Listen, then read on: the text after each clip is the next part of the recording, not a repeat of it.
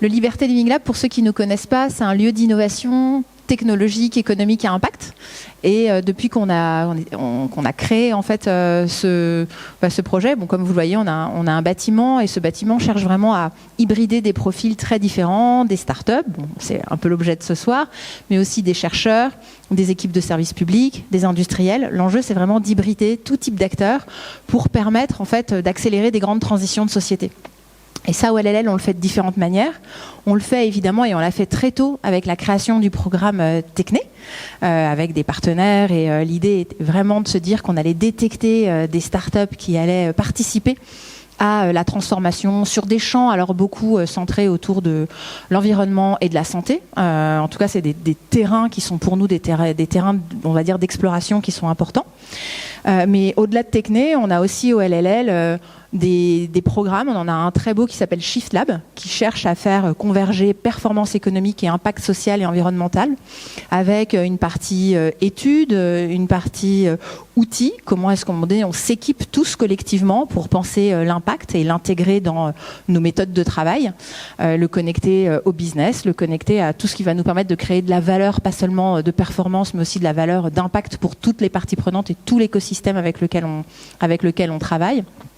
On a aussi, on va dire, des programmes multi-acteurs qu'on thématise et sur lesquels, en fait, on cherche à déployer des nouveaux mécanismes, des nouvelles, finalement, stratégies de coopération entre différents acteurs pour repenser, en fait, des façons d'approcher des sujets en y intégrant, justement, toutes ces logiques d'écosystème. Donc, le LLL, c'est quand même un environnement assez large. Aujourd'hui, on va parler de Tecné, c'est ça qui nous importe pour pouvoir échanger avec vous sur différentes thématiques et voir comment est-ce qu'on coopère à cette échelle-là, mais de façon plus, on va dire, transversale.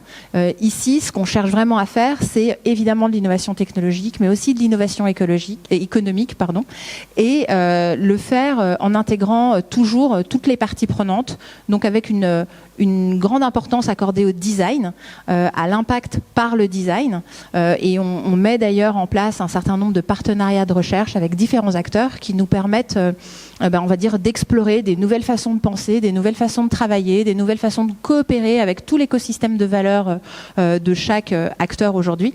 Et c'est vraiment comme ça qu'on fonctionne aujourd'hui au LLL. On est une équipe, alors aujourd'hui c'est moi qui parle, mais il y a quand même Rudy au fond qui est le président de l'association et qui est co-dirigeant du Liberté Living Lab. Thomas, à qui je vais laisser la parole maintenant, s'occupe plus particulièrement du programme Tecné qui nous occupe aujourd'hui. Merci Marilène. Effectivement, on est ravis de vous accueillir en présentiel. On est également filmé et cette session sera disponible en replay à la suite de cette soirée. Donc je me présente, je m'appelle Thomas, je pilote l'accélérateur Tecné depuis 1 an et demi au sein du Liberté Living Lab. Tecné, c'est un accélérateur qui a été co-construit, et d'ailleurs on remercie nos partenaires avec les fondations Edmond Rothschild et le Liberté Living Lab en 2018. Le but de cet accélérateur, c'est d'accompagner des startups à impact positif sur des enjeux de société, principalement dans la santé et dans l'environnement, comme l'a dit Marilène. Et on offre un programme d'accélération à ces entrepreneurs qui dure 6 mois, pendant lequel on les accompagne sur différents sujets. C'est un programme sur mesure où il y a à la fois de l'expertise ponctuelle apportée sur des thématiques très business, très stratégiques, et à la fois des formats d'ateliers collectifs ici au Liberté Living Lab avec tout le collectif du lieu, qui est composé à la fois d'associations, de groupes d'intrapreneurs, d'administrations publiques, donc un collectif très varié. Ce soir, c'est la 2e édition des Tecné Talks. On a organisé la première session au mois de décembre dernier qui était 100% en visioconférence. On est content de pouvoir faire ces formats-là. C'est des formats qui sont à la fois des formats de pitch de start-up et des formats aussi de plaidoyer. Ça nous permet de donner la parole à des intervenants externes qui ne sont pas forcément impliqués directement au sein de l'accélérateur Tecné, mais qui abordent les mêmes questions et les mêmes enjeux que les entrepreneurs qu'on accompagne. Donc vous allez voir, les thématiques qu'on va aborder ce soir ne sont pas des thématiques très réjouissantes forcément, parce que c'est des enjeux de société. On va aborder la thématique du cancer, on va aborder la thématique de la difficulté de l'accès au logement, On va aborder la thématique de la barrière de la langue dans les consultations médicales. Mais l'objectif, c'est pas de sortir de cette session avec un moral à zéro. C'est au contraire de donner la parole à des personnes qui agissent au quotidien pour essayer de trouver des solutions, à la fois d'un point de vue entrepreneurial, mais aussi d'un point de vue d'autres types d'acteurs. On a ce soir des personnes, des doctorants, on a de la recherche, on a des personnes qui sont des responsables politiques qui vont nous rejoindre. On a aussi des personnes, des médecins, des praticiens hospitaliers. Et donc l'idée, c'est vraiment d'avoir une approche multi-acteurs dans la réflexion et de pouvoir aborder cet angle à la fois sous l'angle entrepreneurial avec les pitchs qui vont suivre et aussi avec un angle expertise extérieure à ce milieu entrepreneurial. Donc ce que je vais vous proposer, c'est qu'on va commencer tout de suite avec un premier pitch de start-up, Dora Sabino, qui va nous présenter sa start-up Blazar. Ok, merci beaucoup de l'invitation et je commence pour présenter Blazar et quel est notre but. C'est effectivement de donner à chaque patient la meilleure thérapie pour son cas, pour son problème, pour son cancer. Et donc, on s'est focalisé sur un type de thérapie particulier, les immunothérapies. Pourquoi? Parce qu'elles marchent extrêmement bien pour certains patients. Donc, ils ont une réussite de traitement qui est complète. Ça veut dire que ces patients ne vont pas jamais revenir à l'hôpital avec ce cancer. Et c'était une réussite énorme au moment où ils étaient commercialisés. On sait aujourd'hui qu'il y a une variabilité énorme au niveau de la réussite pour la population globale des patients en cancer. Donc, tout le problème, c'est le suivant. J'aimerais être là et vous dire qu'on devrait oublier les statistiques et qu'on déteste toutes les statistiques quand elles ne sont pas à notre faveur, mais elles sont encore importantes et il faut penser effectivement autrement et avoir une autre approche aux thérapies qu'on a aujourd'hui. Tout le problème, c'est de ne pas savoir, a priori, si le protocole, la thérapie, va marcher ou pas. Et donc, on ne veut pas être dans le côté de la statistique qui est contre nous.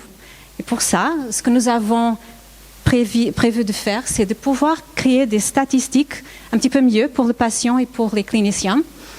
Et on veut proposer des solutions pour prédire la réponse des patients avant de commencer le traitement. Et pourquoi? Parce qu'on a une réponse complète dans une minorité des patients, 15 à 40%, et on n'a pas aujourd'hui, dans l'usage courant de la clinique, des biomarqueurs prédictifs universels.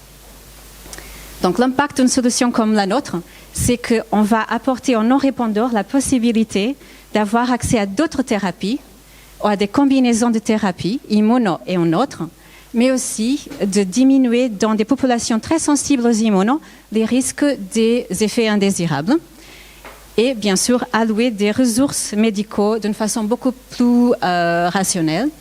Et donc, on s'est rendu compte que notre solution était vraiment une réponse à un besoin convergent de donner aux patients la meilleure thérapie pour son cas. Et donc, on va créer ce genre de technologie. Donc, notre technologie est un logiciel qui n'est pas disruptif dans le sens qu'il ne nuit pas au workflow du clinicien. Il utilise des données qui existent déjà. Il est disruptif d'une autre façon.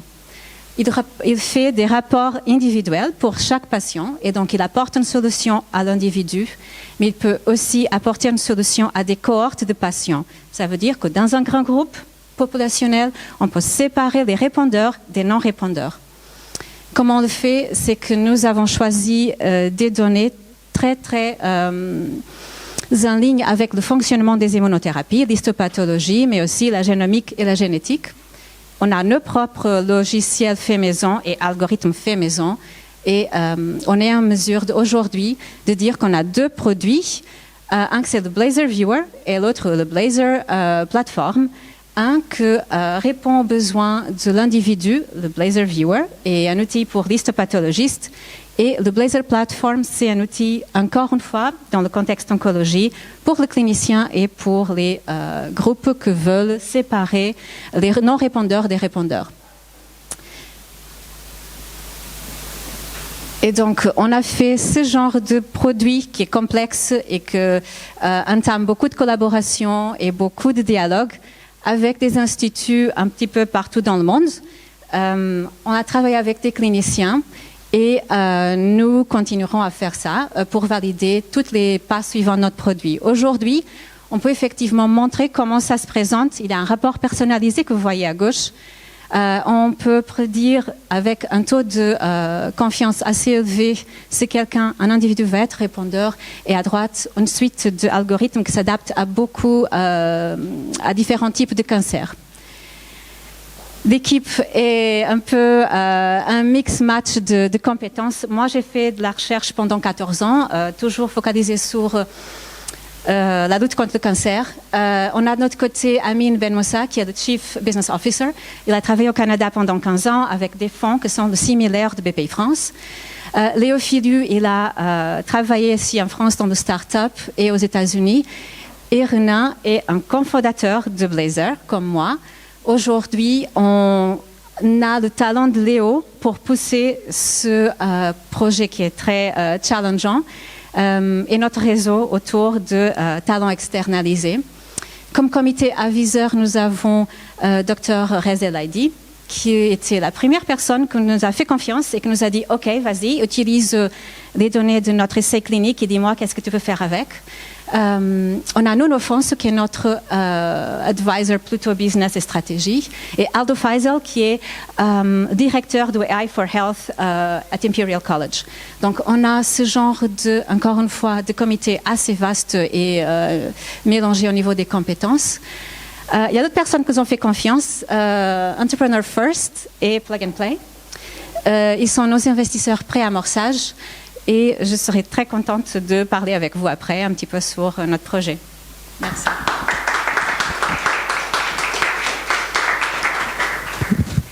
Merci beaucoup, Dora. Je pense qu'on aura un petit moment après si vous voulez poser des questions à Dora sur son projet de start-up. Je pense qu'on va enchaîner avec justement un autre point, avec un autre invité, Mathieu Zuba, qui est directeur de Onco 94 Ouest. Bonjour. Aucun problème, je pense qu'on va prendre le micro juste ici. Et je vais vous laisser présenter donc qui vous êtes et ce que vous faites en vous remettant les bonnes slides. Hop. Voilà. Merci beaucoup. Bonjour à tous. Donc, comme on vous l'a dit, je m'appelle Mathieu Zuba, je suis directeur d'Onco 94 Ouest. Je vais enlever le masque. Une plateforme territoriale d'appui qui opère sur le Val-de-Marne Ouest. Et le propos de ma présentation, c'est de vous montrer un peu ce qu'on fait, et puis surtout revenir de manière un peu plus large sur ce qu'est le parcours d'un patient atteint d'une pathologie cancéreuse. Alors je suis un peu essoufflé parce que j'ai dû courir, c'est de l'autre côté. Voilà. Alors, tout d'abord, ce qu'il faut bien avoir en tête, c'est qu'effectivement, le suivi d'un patient qui est atteint d'un cancer se fait finalement à l'aune de, on pourrait dire, à deux entrées. La première, c'est qu'effectivement, on suit ce patient par rapport aux phases du cancer. Ces phases, elles peuvent être effectivement définies en 4 étapes. La prévention, même si effectivement c'est le parent pauvre du système de santé, finalement, il n'y a pas tant de prévention que ça pour dépister les personnes à risque augmenté de cancer. Le cancer en cours de soins, le cancer en rémission, en guérison. Et puis aussi quelque chose qui tend à se développer, c'est l'après-cancer. Effectivement, comment on vit une fois qu'on on a guéri du cancer. La deuxième entrée finalement pour suivre un patient, et on va le voir dans la diapo suivante, c'est effectivement les différents lieux de soins. Et ils sont finalement au nombre de 2, c'est-à-dire qu'effectivement, on soigne à la fois à l'hôpital, mais aussi au domicile.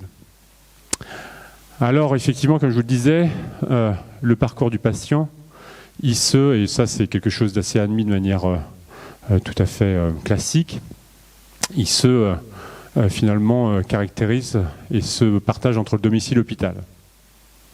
La personne qui est au milieu et au centre de la coordination de parcours, c'est le médecin traitant.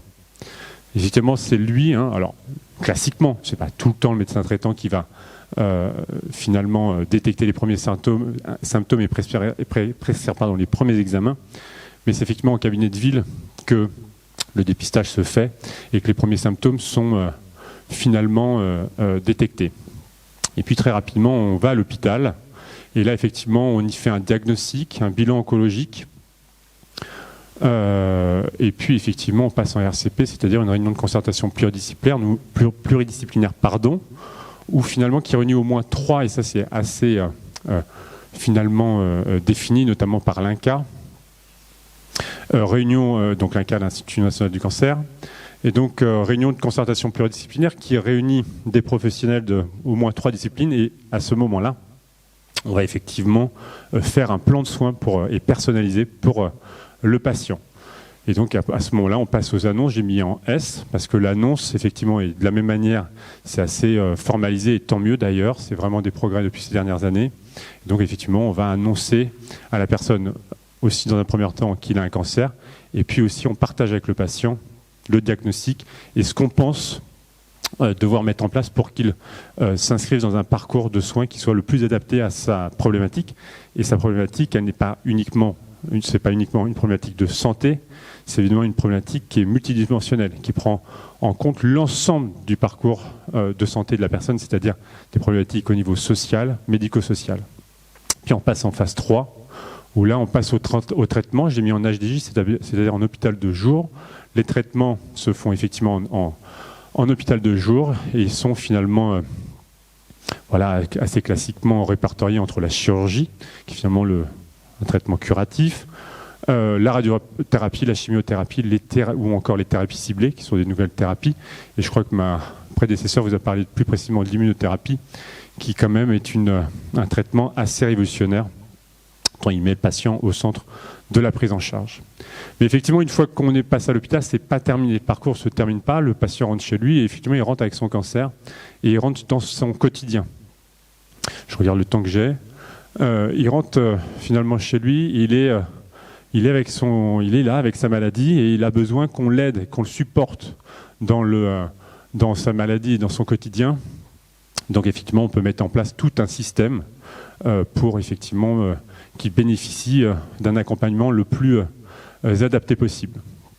Alors effectivement, ça peut être aussi, par rapport au niveau de la phase de la maladie, aussi comment on fait pour que ce patient aussi soit bien pris en charge en soins palliatifs, il passe alors en soins palliatifs. Et puis en étape 5, selon la rémission, l'évolution de la maladie, effectivement, où on repart à l'hôpital en consultation externe. On peut refaire donc une consultation externe et donc on revient chez soi. On peut être aussi hospitalisé ou encore accepté dans une USP, ce qu'on appelle une unité de soins palliatifs. Voilà en gros le parcours classique accepté d'un patient atteint d'un cancer. Et en réalité, tout au long de ce parcours, je ne sais pas si vous le comprendrez bien, il est ce patient à chaque fois confronté à un nombre important de professionnels. J'ai parlé des soins de support, peut-être pas assez, mais il va être en phase de psy, de diététicien.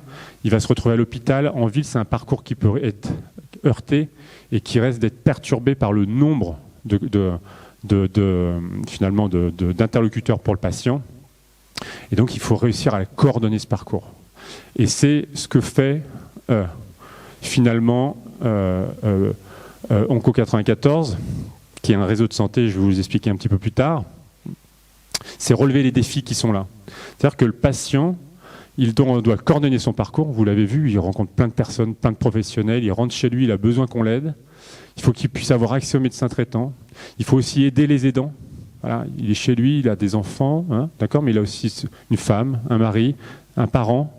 Ce parent, la maladie l'impacte aussi. Et ça, c'est un vrai enjeu. Aujourd'hui, il faut aussi l'informer, l'orienter dans le système de soins, un système de soins français qui est extrêmement développé, comme beaucoup de pays développés, mais forcément qui crée de la complexité. Et puis effectivement, il faut aussi que le patient soit... Enfin, c'est un peu facile de dire comme ça, mais l'idée c'est aussi que le patient soit acteur de son parcours. Et donc, notre réseau de santé, Onco 94 Ouest, s'est donné pour mission de relever ces défis. Ces missions, Onco 94, c'est une association de loi de 1901 et qui a été créée par des professionnels. C'est-à-dire que c'est des médecins généralistes qui se sont dit, tiens, on a des patients qui sont atteints de cancer, on ne sait pas ce qu'ils deviennent. Ils vont à l'hôpital, on ne sait pas. Il n'y a pas d'information, il n'y a pas de transmission d'information. Ils ont été voir leurs collègues de l'Institut Gustave-Roussy, puisqu'on opère sur le Val-de-Marne-Ouest. Gustave-Roussy, qui est un centre mondialement connu au niveau de la prise en charge du cancer.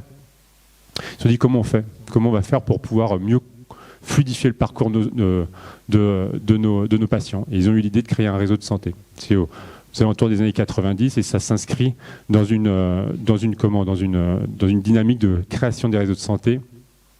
Quand il y a eu l'émergence du sida, finalement, on ne savait pas prendre en charge cette maladie, et le système n'arrivait pas à répondre à cette prise en charge. Et on a remis le patient au centre, et on a adapté le système. Et le réseau de santé, c'est adapter le système aux patients pour qu'il soit pris en charge de la meilleure manière possible. Alors c'est une structure de 14 salariés, bientôt 20 d'ailleurs, on va fusionner avec un autre dispositif qui est financé par l'Agence régionale de santé.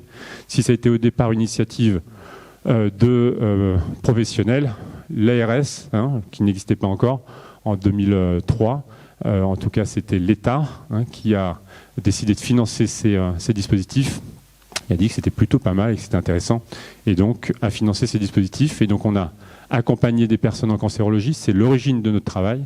Et puis après on s'est ouvert à d'autres thématiques, les soins palliatifs qui sont assez liés finalement, et la gérontologie, pour enfin devenir une plateforme territoriale d'appui. Je ne détaillerai pas le dispositif, mais en gros, on a eu, après l'ARS, on nous a dit ça serait bien que vous soyez un guichet sur le territoire, et finalement que vous orientez le patient dans le système, et surtout que vous appuyez les professionnels qui sont face à des situations complexes. D'ailleurs, le médecin traitant, quand il n'est pas tout puissant, il est dans son cabinet, il ne peut pas tout faire, donc il faut l'aider finalement à coordonner le parcours du patient.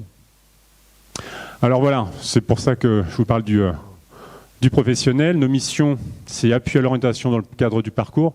En gros, on a deux grandes missions. Je pense que je ne vais pas détailler cette slide. On appuie les parcours individuels, la coordination, c'est-à-dire qu'on va aider quelqu'un à mieux comprendre sa maladie. On va aider le professionnel à récupérer des informations. On va aller à domicile pour évaluer la situation. La personne qui effectivement... Alors je ne l'ai pas dit, notre équipe c'est médecin, infirmier, psychologue, assistant social. L'idée c'est effectivement de prendre en charge dans l'ensemble de la dimension de la maladie. Effectivement, parce que quand vous avez un problème de santé, si chez vous les dents sont épuisées, si vous avez des problématiques financières, votre parcours est aorté et on est en phase d'une rupture de soins. Donc l'idée c'est on appuie effectivement les parcours individuels, mais aussi on appuie l'organisation de l'offre du territoire. On va aider les professionnels à s'organiser pour mieux finalement répondre aux besoins d'un territoire. Donc on a aussi un rôle d'observatoire et on va essayer de mener des projets innovants pour pouvoir répondre aux difficultés ou en tout cas aux enjeux et aux défis qui nous sont posés sur notre territoire. Là, j'ai détaillé là les missions auprès des malades pour être un petit peu plus clair. Voilà, comme je disais, une évaluation multidimensionnelle, bilan social. On a aussi un espace de parole avec une psychologue de l'équipe. Et puis effectivement, on peut proposer tout un aménagement de l'habitat ou encore la mise en place d'aides humaines. Alors vous voyez, comme je vous le disais, on a cette deuxième mission. Je ne sais pas combien de temps il me reste, mais on avait 2 minutes. Ok, j'arrive à la fin, c'est parfait. On a cette mission d'appui à la structuration des parcours et on essaye justement, au regard des difficultés que rencontrent nos patients, d'étudier ces parcours et de voir là où ça cloche. Et nous, on intervient sur un territoire de coordination qui est infradépartemental. C'est à peu près 18 communes sur le Val-de-Marne-Ouest, c'est 500 000 habitants environ. Et donc, on va essayer avec les professionnels de dire, là, qu'est-ce qui s'est passé pour ce patient, pourquoi ça n'a pas marché, qu'est-ce qu'il faudrait mettre en place. Et donc, on s'investit auprès des professionnels pour effectivement répondre aux défis que je vous avais montré tout à l'heure. L'information, mettre le patient au cœur du parcours, ou encore l'aider à trouver des médecins traitants et à développer une offre. Et j'ai mis quelques exemples de projets innovants auxquels on participe. On a le projet Interception, qui est un projet de prévention pour pouvoir anticiper, pour surtout prévenir et repérer les personnes à risque augmenté de cancer, avec effectivement un scoring qui se fait en labo de ville, et on fait le lien entre l'hôpital et la ville, parce que ça ne se parle pas toujours, et on essaye de mettre les gens en contact. On monte aussi une comité professionnelle territoriale de santé, qui est une politique publique qui a été mise en place par l'État récemment. L'idée, c'est de créer vraiment des comités en ville qui soient l'interlocuteur des pouvoirs publics, mais aussi l'interlocuteur des hôpitaux pour pouvoir mieux prendre en charge les patients. Et donc, c'est aussi les CPTS qui vont nous aider à trouver des médecins traitants pour nos patients. Parce qu'effectivement, il y a une pénurie de médecins traitants. Je vous ai dit, effectivement, le médecin traitant est au cœur de la coordination, mais il n'y a pas énormément de médecins traitants. Et les déserts médicaux, il ne faut pas juste aller dans la Nièvre ou dans la Creuse, aller dans le Val-de-Marne-Ouest. Et je vous assure que vous aurez un désert médical. C'est aussi pour répondre à tout ça. Et puis mettre aussi le patient au cœur de sa prise en charge, c'est aussi participer à ce qu'on appelle un mouvement qui a éclos maintenant il y a peut-être 10 ans, la démocratie sanitaire, et c'est aussi un comité patient, et on fait parler les patients, ils viennent nous apporter beaucoup de choses. C'est un petit comité patient pour l'instant, on l'a mis en place il n'y a pas très longtemps, c'est 6 personnes et qui nous aident énormément pour nous dire voilà, quelles sont les problématiques qu'on rencontre, voilà ce qu'il faudrait peut-être faire, voilà comment vous pourriez adapter votre offre. Et puis je prends juste une minute pour vous dire qu'effectivement, notre structure, au départ, c'était un réseau de santé par les professionnels, ça a été finalement approuvé par l'État. On est devenu une PTA où on avait effectivement, on s'est encore plus professionnalisé.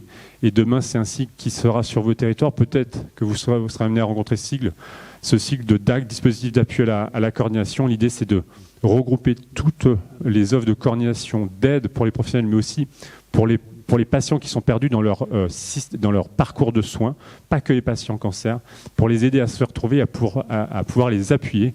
Et donc demain, on va devenir un dispositif d'appui à la coordination. Et voilà. Merci beaucoup. Merci beaucoup Mathieu Zuba pour votre intervention. On va passer donc à une autre thématique maintenant. C'est des formats courts, hein. À chaque fois c'est assez dense et c'est le but aussi de ces Technetalks, c'est de pouvoir aborder plusieurs thématiques différentes. En introduction de cette nouvelle thématique qui est justement la problématique de l'accès au logement, c'est toujours d'actualité, on est tous confrontés à cette problématique du logement, notamment au niveau de la ville de Paris, et on a le plaisir d'accueillir ce soir Yann Brossat, qui est adjoint à la mairie de Paris et en charge du logement et de l'hébergement d'urgence. D'actualité parce que notamment le 1er juillet dernier, un grand groupe que tout le monde connaît, Airbnb, a été condamné à 8 millions d'euros d'amende auprès de la ville de Paris pour avoir publié des annonces sans numéro d'enregistrement. Je pense que c'est une actualité qui participe aussi à cette problématique du logement dans une ville à flux tendu comme la ville de Paris. Et j'ai regardé quelques chiffres avant de faire cette session et j'avais juste 3 chiffres qui m'ont interpellé. Le niveau du SMIC entre 2010 et 2020 a augmenté de 14,5%. Le niveau du prix au mètre carré à Paris a augmenté de 56% sur la même période. À Lyon, de 67% et à Bordeaux, de 74%. Donc là, on voit clairement que le logement, ça reste une problématique quotidienne, que c'est une problématique qui touche tous les Français, à plusieurs niveaux, bien sûr, de gravité selon les parcours. Et donc, on trouvait ça intéressant d'aborder cette thématique ce soir avec vous, en ayant deux points de vue. Et on va commencer, je vous propose, par le point de vue de monsieur Yann Brossat, adjoint à la ville de Paris sur les problématiques de logement.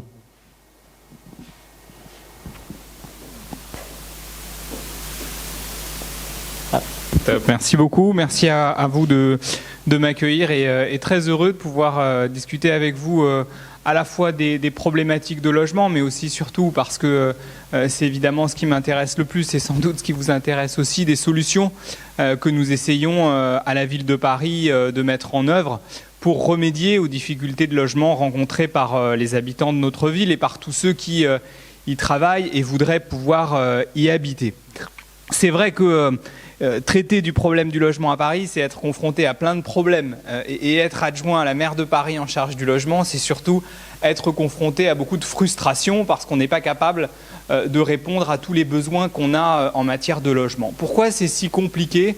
Je dirais que ça l'est pour un certain nombre de contraintes que chacun est capable de comprendre. D'abord, à Paris, même si ça s'est un peu détendu depuis 1 an, on a un rapport entre l'offre et la demande qui est un rapport extrêmement tendu, c'est-à-dire qu'à Paris, vous avez une demande très importante, beaucoup de gens qui veulent habiter à Paris, un territoire qui par ailleurs accueille beaucoup d'emplois, donc des besoins de logement qui vont avec, et dans le même temps une offre qui est relativement restreinte. Pourquoi est-ce que cette offre elle est restreinte ? Parce que Paris, chacun est capable de le voir, c'est une ville qui, en superficie, est relativement petite par rapport aux autres grandes villes européennes, par exemple, et c'est par ailleurs la ville la plus dense d'Europe. Donc vous avez à partir de là peu de possibilités de construire du logement neuf et donc une offre qui ne peut pas considérablement augmenter. Donc c'est le point de départ, c'est ce rapport entre l'offre et la demande qui est extrêmement déséquilibré. À partir de là, comment le résoudre ?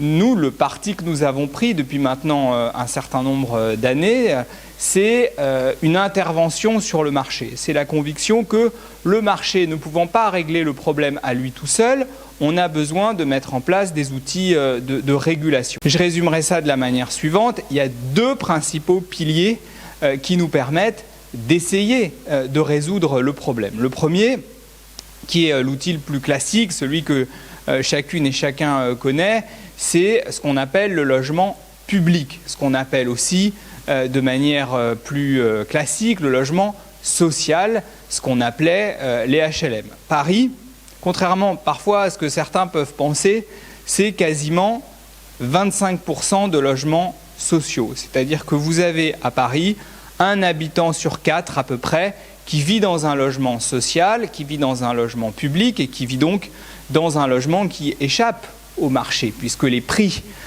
du logement, les prix des loyers en logement social sont déconnectés des prix du marché privé. Donc on est en gros, on sera à 25% en 2025, on était à 13% de logements publics en 2001. Donc ça a énormément augmenté, ça a quasiment doublé depuis une vingtaine d'années. On est une des villes, Paris, qui a le plus progressé en matière de logement public. Ce qu'il faut savoir, parce que là aussi ça va contre une idée parfois reçue et bien installée, c'est que le logement public, ça s'adresse à de très très larges catégories de la population. C'est pour ça que moi j'aime pas trop le terme de logement social, parce qu'on a vraiment l'impression qu'on s'adresse uniquement aux plus fragiles.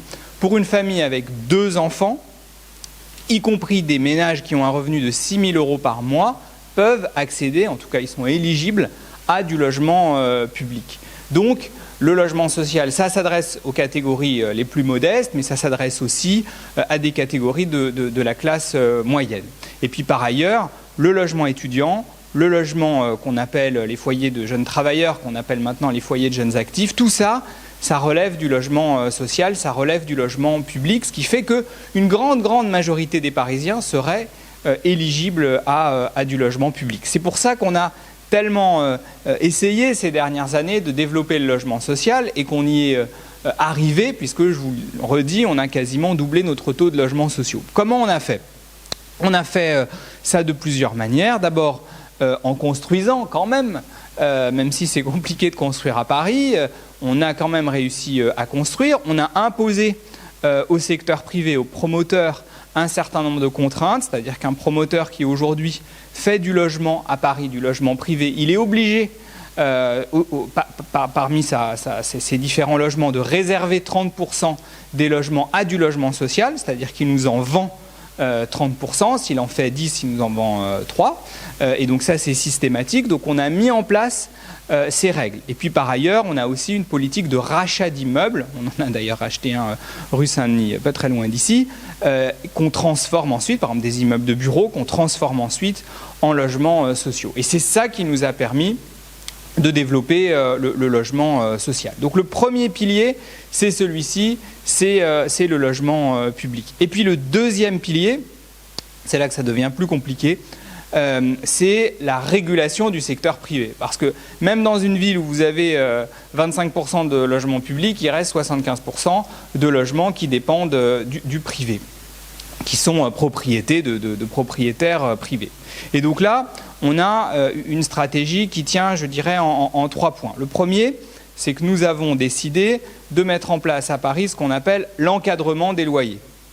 C'est-à-dire que depuis maintenant 2 ans, ça date de juillet 2019, un propriétaire privé n'a pas le droit d'appliquer n'importe quel niveau de loyer. Il est soumis à des contraintes qui s'appuient néanmoins sur le prix de marché. C'est-à-dire qu'il s'agit surtout de lutter contre les loyers les plus abusifs, ceux qu'on a constatés par exemple sur les toutes petites surfaces, je pense notamment aux chambres de bonne, ce qui est très pénalisant notamment pour les jeunes salariés qui non seulement vivent dans des petites surfaces, dans des logements qui sont parfois pas extrêmement bien entretenus et qui en plus de ça payent parfois 50 € du mètre carré. Donc on a mis en place cet encadrement des loyers qui néanmoins souffre d'un certain nombre d'insuffisances, notamment parce que l'État, dont c'est la compétence, ne met pas suffisamment de sanctions lorsque les loyers sont maintenus à des niveaux totalement abusifs. Donc là, on a, de mon point de vue, une faille. Et d'ailleurs, la ville de Paris, comme beaucoup d'autres communes d'ailleurs, aimerait avoir la possibilité de faire des contrôles et de sanctionner elle-même plutôt que de demander à l'État de les faire, ce qu'il ne fait pas. Donc, premièrement, l'encadrement des loyers. Et donc ça concerne quand même beaucoup de monde, hein, parce que 60% des Parisiens sont des locataires. Deuxième pilier, Thomas en parlait à l'instant, c'est la question des locations touristiques et je dirais de manière plus globale de l'utilisation des logements existants. C'est une question hyper stratégique pour nous parce que comme on a peu de possibilités de construire du logement neuf, ce qui compte au moins autant pour nous, c'est qu'est-ce qu'on fait des logements existants et comment on fait en sorte que les logements qui existent déjà, qui sont déjà construits, soient utiles aux Parisiens et permettent notamment de loger les jeunes et la classe moyenne parisienne. Donc, on s'est heurté à cette question des logements à vocation touristique et Paris a été une des villes pionnières en matière de régulation de ces plateformes de location touristique, non pas pour interdire ces plateformes, non pas pour interdire Airbnb et les virer de Paris, mais pour faire en sorte qu'on n'ait pas des logements qui n'aient qu'une vocation touristique. Donc permettre à des gens de louer de manière occasionnelle, oui. En revanche, que des logements soient transformés en hôtels clandestins, loués toute l'année à des touristes, ça non, parce que ça nous prive de logements. Et donc on a cherché à trouver cet équilibre et on commence d'ailleurs à avoir des résultats favorables, un peu aidés, il faut le dire aussi, par le contexte du Covid et de la diminution du nombre de touristes, qui fait que beaucoup de propriétaires se sont remis à louer à des Parisiens. Et puis troisième pilier, et c'est peut-être le sujet le plus innovant qu'on met en place, et d'ailleurs le plus récent, concerne l'accession à la propriété. Vous savez que, enfin vous savez, oui forcément, que lorsque vous achetez un appartement, traditionnellement, vous achetez ce qu'on appelle le foncier, le sol, et puis vous achetez les murs. Et ce qui coûte très cher à Paris, c'est le foncier, c'est-à-dire le sol. Et donc nous avons décidé de créer quelque chose de nouveau, c'est que nous avons, avec le législateur bien sûr, parce qu'en France on ne peut rien faire sans le législateur, on a décidé de découper d'une certaine manière le bâti du foncier. Et on permet à des gens d'acheter un appartement en étant propriétaire des murs sans être propriétaire du sol qui lui reste propriété de la ville de Paris. Et c'est ce qui nous permet, depuis quelques semaines maintenant, de mettre en vente des logements à 5 000 € du mètre carré, c'est-à-dire moitié du prix de l'accession à la propriété traditionnelle. Et donc nous avons commencé à commercialiser des logements avec cette dissociation du foncier et du bâti. C'est à Saint-Vincent-de-Paul, dans le 14e arrondissement, sur le site d'un ancien hôpital. Et on a d'ailleurs été confronté, mais ça ne surprend à personne, à un très très important afflux de candidatures pour accéder à ces logements. Et on a envie d'en développer plein d'autres, parce que c'est une réponse à cette question de l'accession à la propriété, parce qu'on n'a pas envie que des familles de la classe moyenne soient obligées de franchir le périphérique pour pouvoir accéder à la propriété, et qu'on a envie que ces familles restent à Paris. Voilà, je ne vais pas être beaucoup plus long, mais en tout cas, voilà toute la gamme des solutions que nous avons cherché à mettre en place pour que le logement soit un peu moins une galère à Paris, même si j'ai conscience que c'est encore très très compliqué. On a encore quelques idées pour améliorer la situation, mais enfin en tout cas c'est un gros défi. La ville de Paris y met de gros moyens, mais on a encore besoin de progresser et de travailler avec plein d'autres partenaires pour nous aider à être encore meilleurs. Voilà. Merci beaucoup Yann Brossa pour ce témoignage, et c'est important pour nous aussi de pouvoir faire venir au Liberté Living Lab des personnes qui sont aux responsabilités politiques, parce que voilà, vous êtes décisionnaires aussi sur beaucoup de sujets, et je pense notamment que l'initiative suivante pourra vous intéresser, peut-être sera déployée par la mairie de Paris dans quelques mois, quelques semaines, peut-être pas, mais en tout cas du coup maintenant je vais laisser la parole à Nabil qui va nous présenter sa start-up. Merci Thomas. Super. Yes, ok. Je vais pas revenir sur la définition du problème, je crois qu'on a tous très bien compris ce que c'est. Et d'ailleurs, ce qui est intéressant pour une start-up, c'est que ça coche toutes les cases d'un bon problème pour une start-up. La problématique du mal logement, c'est une problématique qui est populaire. Beaucoup de gens y sont confrontés, c'est une problématique qui est croissante également. De plus en plus de gens y sont confrontés malheureusement. c'est une problématique qui est urgente. Lorsqu'on a un problème de logement, lorsqu'on cherche à se loger, on ne va pas attendre demain, il faut qu'on agisse tout de suite, donc c'est extrêmement urgent. Et puis c'est très coûteux. Donc on a vraiment toutes ces cases-là qui sont cochées. Donc ça fait pour une startup vraiment un très très bon sujet. Et d'autant plus que, à titre personnel, moi j'ai travaillé dans l'investissement un bon moment avant de me lancer dans l'entrepreneuriat. Et en 2015, je vivais en Australie, je travaillais pour un fonds d'investissement, on gérait 100 millions de dollars. Et j'ai eu pour mission de créer en fait une filiale dédiée en fait à l'impact investing. Vous devez peut-être en entendre parler actuellement. À l'époque, c'était pas très très connu en 2015.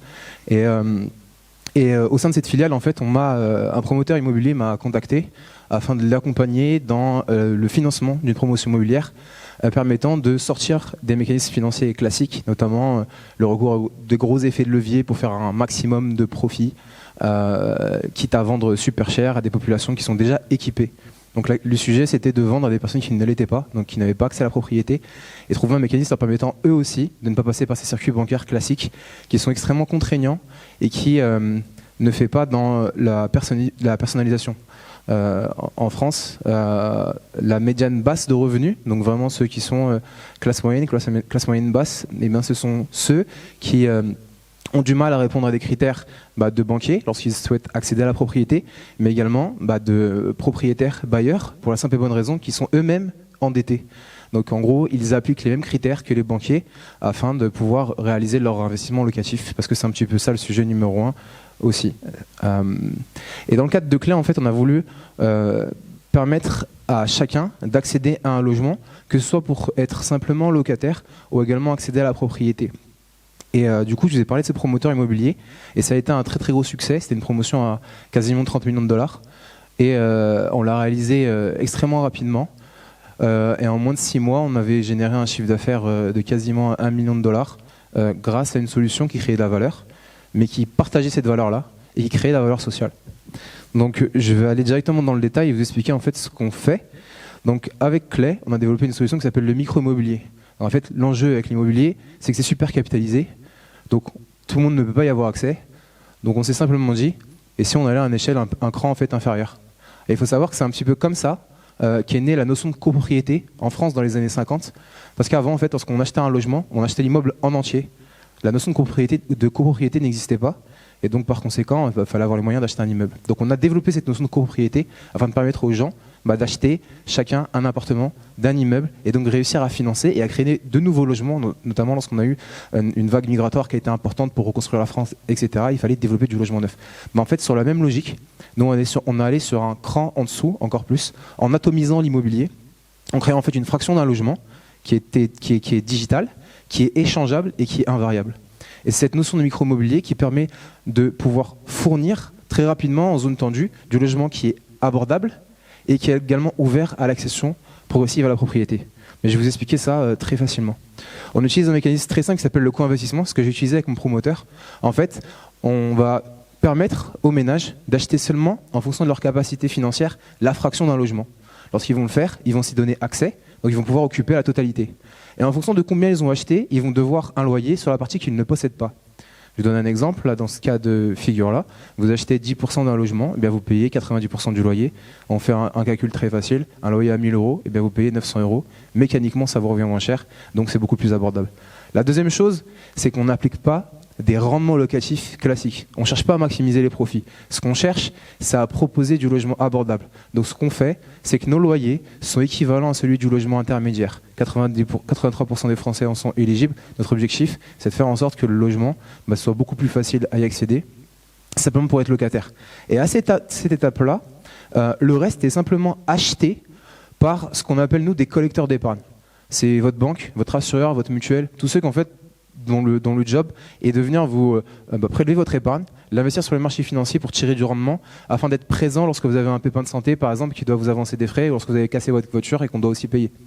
Ces acteurs-là, en fait, ils cherchent massivement à investir dans des actifs qui fournissent du cash flow et qui ne sont pas volatiles. Le problème, c'est que l'immobilier résidentiel, comme Yann vous l'avez dit, en fait, il est détenu par des acteurs privés principalement. Donc, ces acteurs-là, je prends un assureur par exemple, s'il a 100 millions d'euros en gestion et qu'il veut investir seulement, 10 millions d'euros, bah, il va pas pouvoir le faire parce qu'il va pas faire la chasse de tous les appartements dans Paris et les acheter un par un. Ben, donc ils peuvent pas intervenir, c'est beaucoup trop fragmenté. Et nous, ce qu'on fait justement, c'est avec notre plateforme et ce micro-mobilier, leur permettre d'investir très facilement et massivement sans avoir à aller chercher ces biens-là, parce qu'on les fournit. Et c'est là où c'est super intéressant, parce qu'ils peuvent investir rapidement et gérer de manière super granulaire leurs investissements pour pas être embêtés lorsque le lendemain, par exemple, ou parce qu'il y a une crise à cause d'un virus, lorsqu'ils doivent revendre rapidement, et ben, qu'ils ne puissent pas le faire parce que vendre 89 000 euros d'un bien immobilier qui en vaut 250 000, c'est juste pas possible. Soit on vend tout, soit on le garde. Et ben avec le micro-immobilier, on peut le faire. À cette étape-là, lorsqu'on fait l'acquisition avec Clay, il n'y a pas de dette qui est contractée. Et ça, c'est un point qui est extrêmement important. Ça veut dire que vous, en tant qu'occupant, vous n'êtes pas obligé de racheter le reste, en fait. Vous pouvez très bien y vivre là, vous êtes bien, 10% de loyer en moins, ça vous va super bien pour vivre, et on s'arrête ici. Mais ce qu'on fait en plus, nous, c'est qu'on vous permet, vous en payez le loyer, comme je vous ai expliqué, mais ce que vous pouvez faire également, c'est simplement racheter le reste. Si vous visez l'accession à la propriété, comme l'a indiqué Yann, si c'est un objectif de vie, si vous voulez être propriétaire du foncier, du bâti, afin de posséder quelque chose, in fine, et d'être vraiment attaché dans la ville et avoir un projet de vie qui est quand même un projet de vie important pour 70% des Français, vous pouvez le faire à votre rythme. Vous achetez fraction par fraction, micro-immobilier par micro-immobilier, jusqu'à l'acheter en entier. Ça vous prendra peut-être 15 ans parce que vous voulez faire ça vite. Ça vous prendra peut-être 40 ans parce que vous voulez faire ça à votre rythme. C'est pas un problème, vous n'êtes pas obligé de le faire, mais en tout cas vous avez la possibilité. Parce que le micro-immobilier est invariable. En fait, c'est ça le sujet numéro 1 que vous adressez, c'est qu'en fait on doit agir sur le marché. Nous, c'est ce qu'on fait. On agit sur le marché lorsque on achète un logement, il respecte nos règles, nos codes, c'est notre marché à nous, il n'évolue pas en fonction des prix du marché. Parce qu'un bien immobilier, c'est un bien social en fait. C'est vital, c'est comme de l'eau. Si on avait appliqué les mêmes taux d'inflation que tu avais indiqué tout à l'heure Thomas, sur de l'eau, on aurait eu une guerre civile depuis très très longtemps. Et en fait, c'est un bien qui est aussi naturel et aussi nécessaire que de l'eau, et on doit appliquer en fait les mêmes méthodes qu'on applique sur des ressources naturelles. La seule chose qui est importante chez nous, afin de maintenir ce système qui fonctionne, c'est que vous payez en fait vos loyers, parce que c'est là-dessus en fait que joue en fait la valeur qu'on crée et la valeur que l'on partage. Et c'est le seul devoir que vous avez en tant qu'occupant. Et pour le reste, vous avez le droit de vivre, d'habiter là où vous voulez, sans discrimination, sans phénomène de gentrification. Et c'est sur quoi, c'est ce qu'on fait en fait avec les tous les jours. L'autre point qui est particulier avec les aussi, c'est que toutes les notions de charges de copropriété, taxes foncières qui créent des copropriétés dégradées, à savoir lorsque on a des logements qui sont détenus par des propriétaires mais qui n'ont pas les moyens d'assumer les charges et qui en fait dégradent les copros, etc. Nous en fait on s'en occupe. Ça permet aux gens de pouvoir accéder à la propriété ou à un logement sans se soucier en fait des trucs qui sont importants mais qui sont surtout très relous à gérer, donc on s'en occupe. La seconde chose que je vous ai dit, c'est que les mensualités, donc en gros votre capacité d'achat du logement, il est vraiment ajustable à votre guise. Et le dernier point, c'est que ce micro-mobilier, il est échangeable. Donc lorsque vous possédez peut-être, on va dire 50% de votre logement, qui vous donne capital le lendemain, vendez-le, vendez la fraction dont vous avez besoin, récupérez le capital qui vous est nécessaire, perdez pas votre toit, vous mettez pas en danger, et juste utilisez-le, faites ce que vous avez à faire, et puis après reprenez votre processus à n'importe quel instant. Nous on est là pour veiller à ce que tout se passe bien. Voilà, c'est Clay, et puis merci pour votre attention. Merci beaucoup Nabil.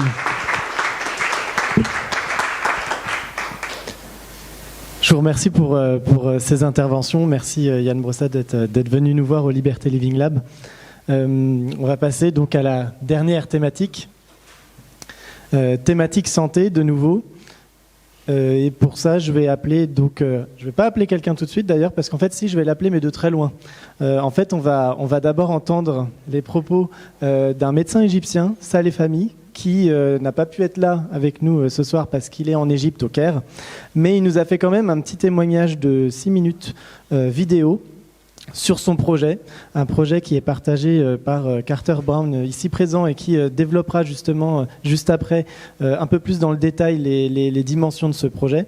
Et donc je vous propose qu'on écoute dès à présent Saleh Fahmy depuis l'Égypte. Bonsoir tout le monde, j'espère que vous allez bien et j'espère surtout qu'il ne fait pas très chaud à Paris comme il fait ici au Caire.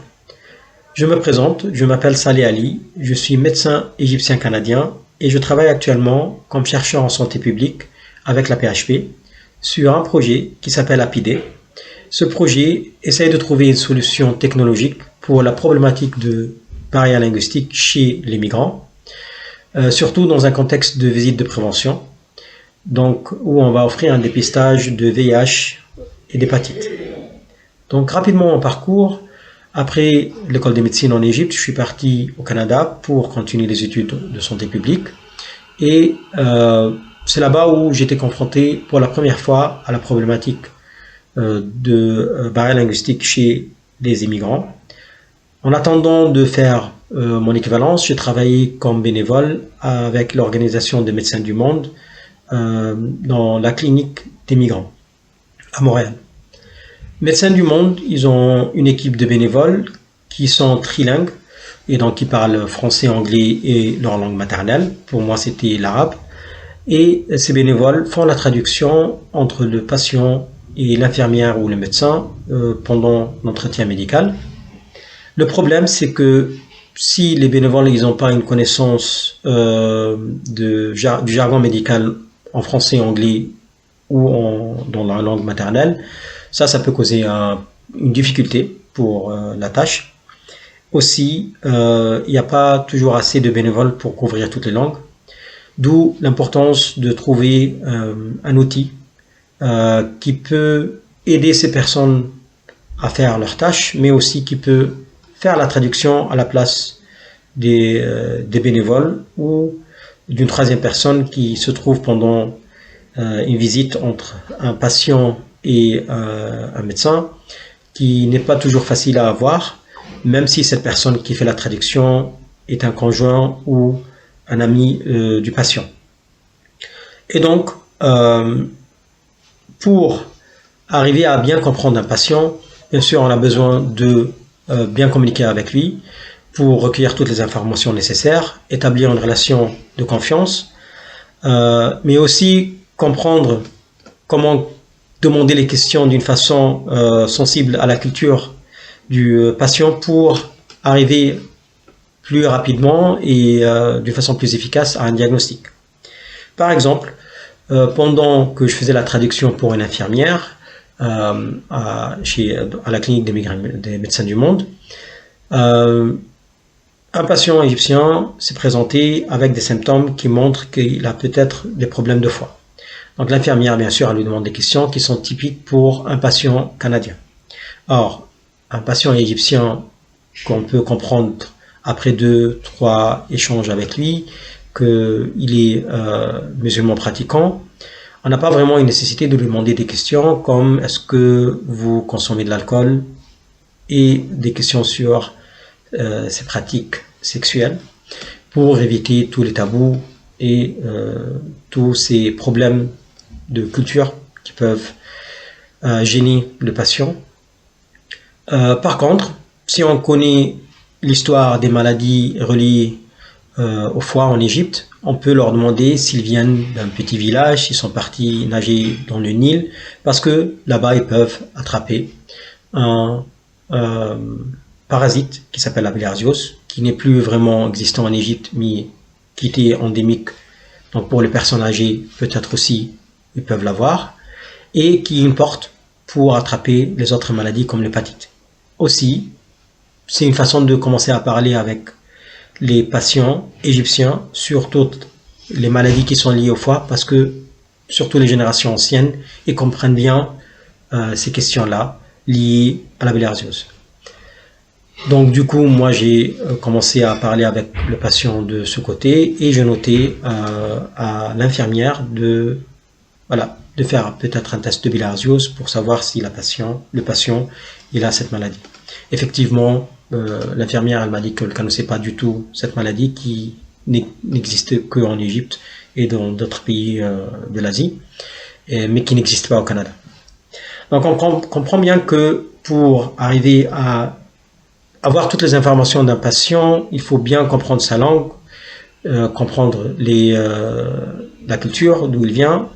Et donc si on peut avoir un outil qui fait la traduction, mais qui est aussi sensible pour cette nuance culturelle, ça sera très important et ça va faciliter la tâche des professionnels de santé, bien sûr. Encore, c'est plus important dans un contexte de prévention parce que pour une visite médicale normale, le patient il a un problème et il veut le résoudre. Donc il a des symptômes, il veut trouver un diagnostic et le traitement chez le médecin. Donc il va peut-être faire un peu plus d'efforts à préparer sa visite, chercher les mots qu'il a besoin de les traduire avant d'aller voir le médecin.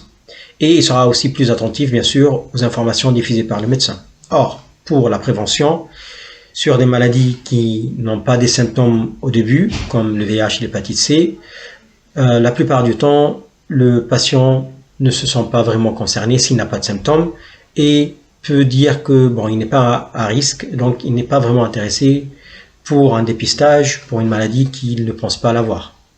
Donc c'est le rôle du médecin pour arriver à faire comprendre au patient qu'il a peut-être un profil concerné par cette maladie. Et c'est là où on voit encore l'importance d'avoir un outil qui facilite la communication entre patient et médecin pour arriver à convaincre et arriver que le patient accepte de faire ce dépistage. Donc je vais laisser Carter, qui est mon collègue et qui fait sa thèse sur le projet APID, vous expliquer les 3 étapes de ce projet et voilà où on est maintenant et c'est quoi les étapes qui vont venir. Merci beaucoup.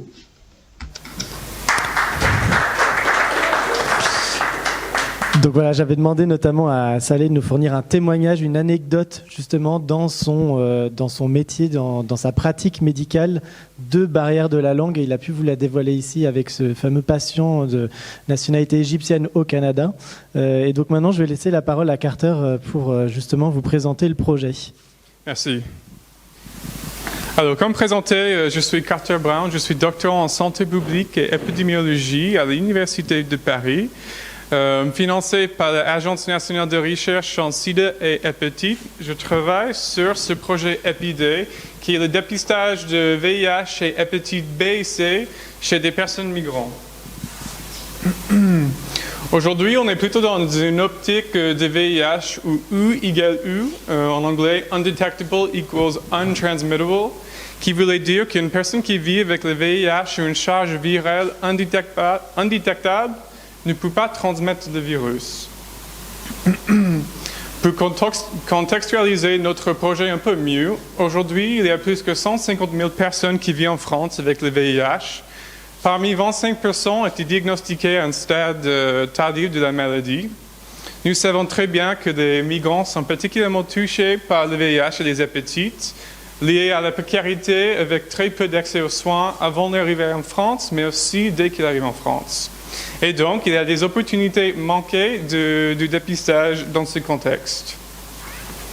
Mais pourquoi nous ne proposons pas de dépistage? Justement, on a demandé cette question en partenariat avec l'Office français d'immigration et intégration auprès des professionnels de santé pour mieux comprendre cette question. C'est un peu rouge là à droite, mais on a trouvé que, en fait, les professionnels de santé ne proposent pas de dépistage 50% des fois parce qu'il y a une barrière de la langue. Donc, ça nous arrive, l'objectif de cette étude, qui est tout simplement de développer une application pour augmenter le taux de dépistage chez des migrants avec une application. Mais pour cela, il nous faut une méthodologie. Donc, notre étude se déroule dans 3 étapes. La première partie, c'est une étude qualitative auprès des soignants pour cerner les attentes et les besoins qui est en cours actuellement, avec des focus groups et une Delphi survey, qui est une enquête dans le cadre scientifique où on demande des professionnels leur avis sur certains contenus qu'on voulait mettre dans l'application pour trouver un consensus et justifier pourquoi on va mettre telle ou telle information dans cette application. La deuxième partie, c'est de créer l'application et avec l'aide des prestataires spécialisés dans la traduction et adaptation culturelle, suivant les conseils de notre comité scientifique. Et puis la dernière partie, c'est la partie quantitative. C'est une étude de validation randomisée ou aléatoire où on va mettre en place notre application dans les centres qui proposent des dépistages pour voir comment ça se passe. Donc en fait, on peut imaginer qu'on a 20 centres qu'on va inclure dans cette étude. Et comme il n'y a pas un risque, tous ces 20 centres vont utiliser cette application vers la fin, mais on va commencer doucement en ajoutant par exemple 5 centres le premier mois, 10 centres le suivant, etc. Mais pourquoi? So what? Un projet de recherche autour d'une application. On a tous des applications, on utilise tous les jours, mais pourquoi mettre un projet scientifique autour de ce processus? Justement, c'est pas évident. Et ça n'existe pas encore dans le cadre de VIH, ou de dépistage de VIH chez les hépatites. Deuxième mot est très important, c'est une manière d'évaluer son efficacité. C'est une chose d'avoir une application qu'on utilise, mais est-ce que c'est efficace? On veut le savoir. Et dernier mot, c'est de documenter au sein de mon travail en tant que doctorant la méthode qu'on va utiliser de validation pour ensuite reproduire notre méthodologie autour des autres projets de santé pour ensuite utiliser dans un plus grand contexte. Donc voilà un peu ce qu'on va faire. Là, on vient de terminer la première année. On va prochainement commencer le développement des applications. Et je pense que c'est un bon moment de laisser la parole à quelqu'un d'autre. Merci beaucoup. La transition est toute faite, effectivement. Merci beaucoup de nous avoir exposé votre projet qui est passionnant. Et c'était intéressant, on trouvait ce soir, d'avoir à la fois le point de vue de chercheurs et de personnes qui travaillent dans des laboratoires publics, et d'avoir en complément aussi le point de vue d'une entrepreneur qui développe aussi une application aussi sur cette thématique de la barrière de la langue. Et donc là, je vais laisser la parole à Sama.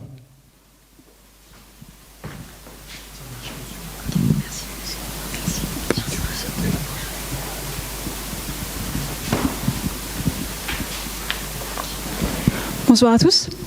Donc, je commence par me présenter. Donc, Sama Galoussi, je suis data scientist depuis maintenant 7 ans. J'ai commencé ma carrière au CEA, c'est le commissariat à l'énergie atomique, sur le plateau de Saclay, à Palaiseau, dans une équipe de recherche en traitement automatique des langues. Puis, j'ai travaillé dans une start-up pas très loin d'ici, dans le quartier du Sentier.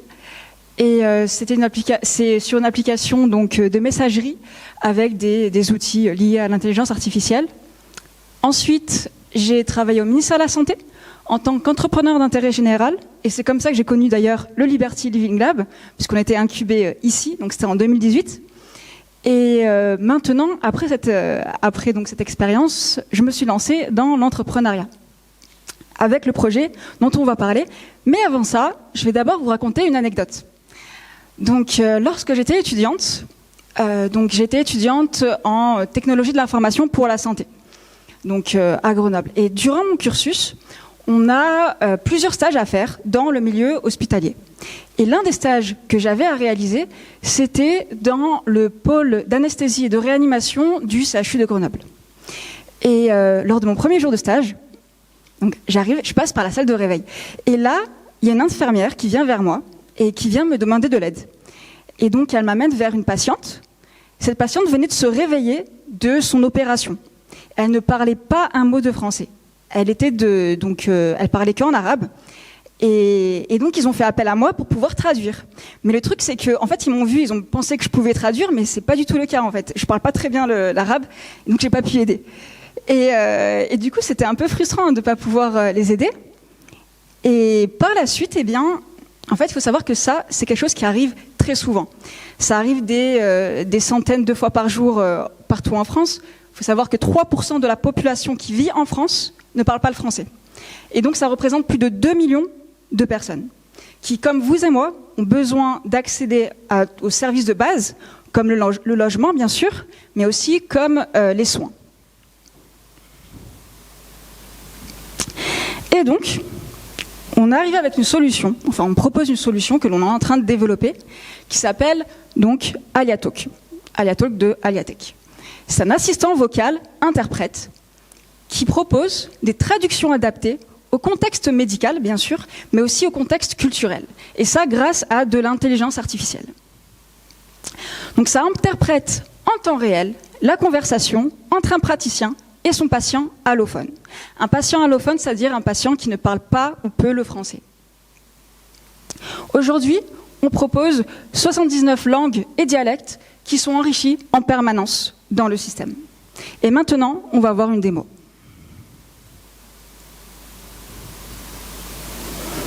Donc l'application, elle est faite pour le praticien. Il va choisir dans la liste des langues celle qui correspond à la langue de son patient. Et là, on a testé avec l'anglais. Pourquoi êtes-vous venu aux urgences? Why have you come to the ER? I got hurt at work. Je me suis blessée au travail. Où est-ce que vous avez mal? Where does it hurt? I hurt my leg. Je me suis fait mal à la jambe. Sur une échelle de 1 à 10, où situez-vous la douleur? Can you assess your pain between 0 and 10? 8.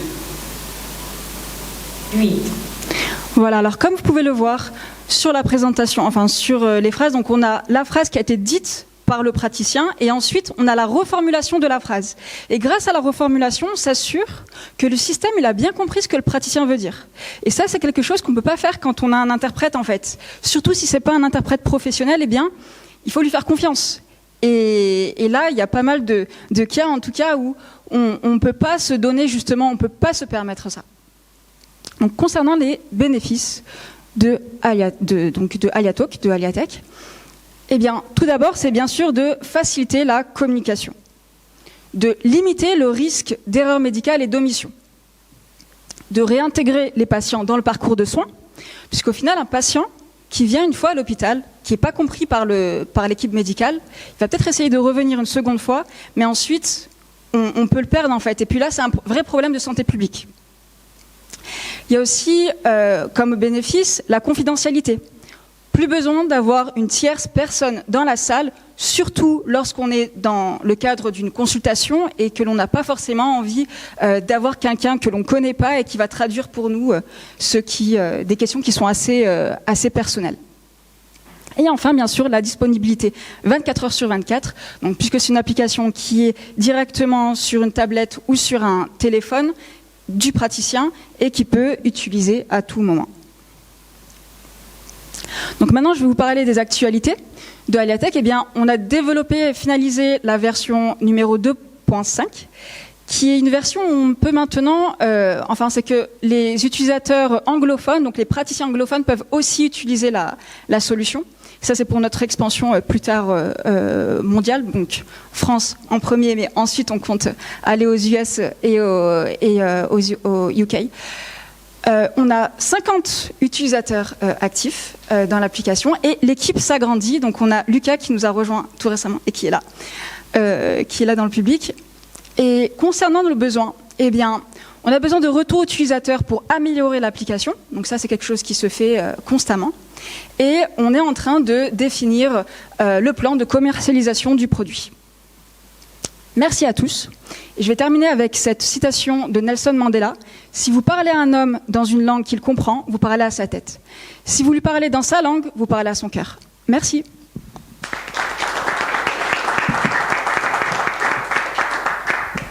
Merci Sama, ça a fait une belle conclusion pour ces Technetalks, cette citation de Nelson Mandela. Donc voilà, ce soir vous avez entendu des intervenants qui venaient de l'extérieur de l'accélérateur Techné. Merci encore pour vos témoignages, votre participation et aussi pour venir nous expliquer ce que vous faites aussi vous dans vos domaines respectifs autour de ces problématiques. Et vous avez entendu 3 startups qui ont fait partie du programme Techné, qui font partie des alumni aussi du programme. On a accompagné à date 21 startups depuis 2019. On est en train de recruter notre nouvelle promotion en ce moment qui nous rejoindra en septembre. Et on est toujours très content de vous entendre, de vous voir évoluer aussi dans vos startups respectives. Et d'ailleurs, on a eu, j'en profite pour aussi le mentionner, 2 startups alumni du programme qui en début d'année ont levé des fonds.